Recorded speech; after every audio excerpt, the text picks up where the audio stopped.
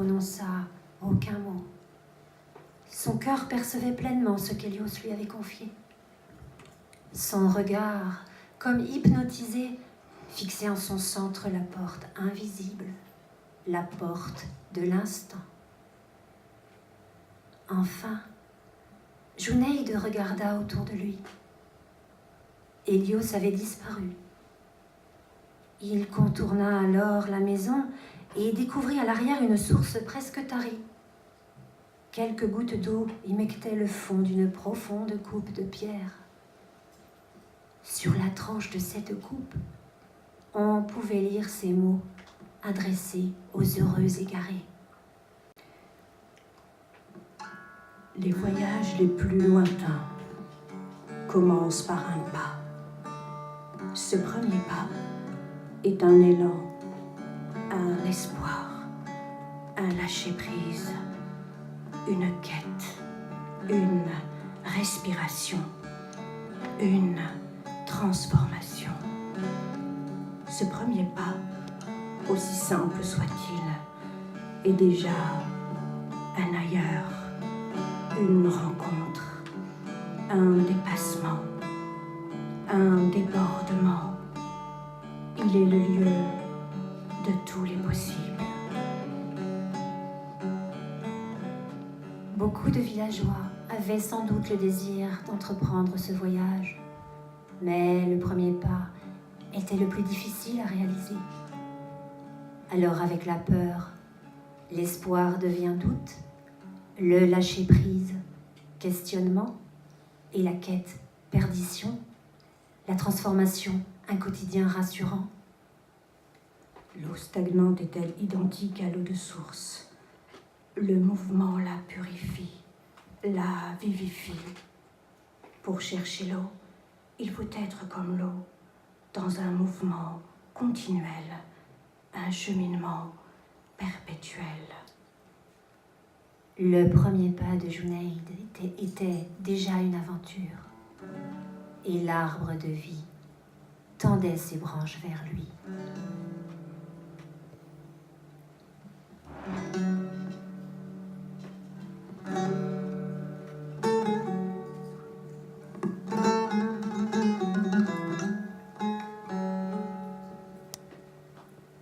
Junaïd rentra chez lui et prépara son sac pour le voyage. Il mit le strict nécessaire. Il prit surtout les précieux objets que les villageois lui avaient offerts. Le sac pesait environ le tiers du poids de l'enfant.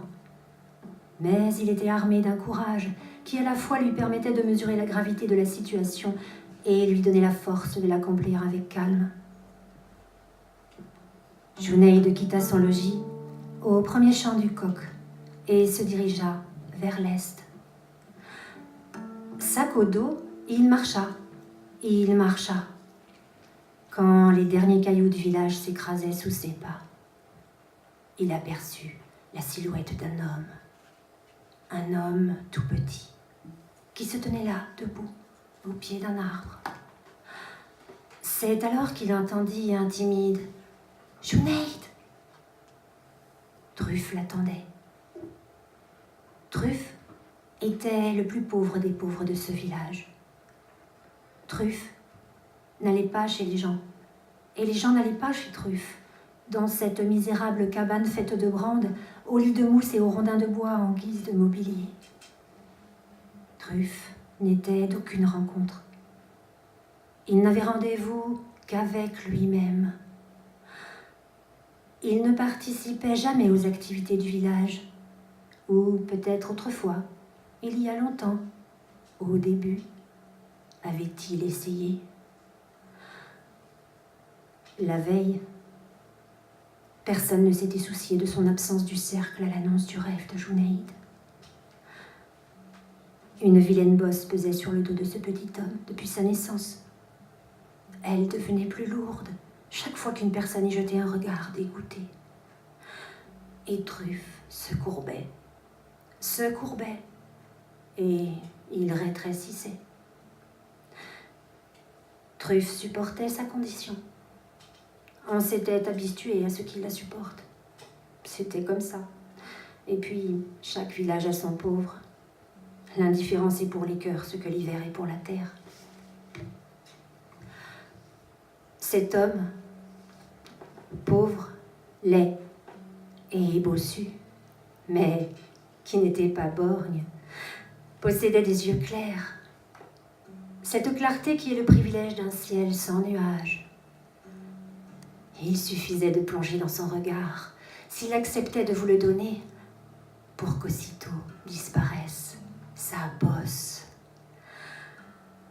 C'était cela, Truffe. Un être sans tige ni racine, du moins en apparence. Seulement une masse informe, charnue, savoureuse, dont la douceur efface la laideur. Junayd s'approcha de lui, ses yeux lumineux perdus dans le regard limpide, et lui dit « Truffe, je suis si heureux de te saluer le jour du grand départ. »« J'ai un bien modeste présent pour toi, » lui répondit le pauvre. « Fais-moi l'honneur de l'accepter. » Truffe tendit le bras et lui offrit sa main, la paume tournée vers le ciel. Une ébauche de vie était blottie là, dans ce creux. Cette ébauche, c'était une graine.